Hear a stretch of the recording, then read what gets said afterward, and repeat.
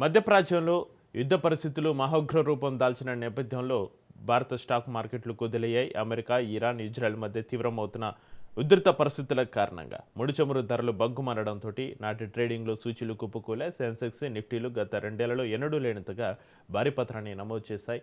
ఈ ఒక్క సెషన్లోని ఇన్వెస్టర్ల సంపద సుమారు 8 లక్షల కోట్లు ఆవిరైపోవడం మార్కెట్లో నెలకొన్న భయాందోళనకు అద్దం పడుతోంది.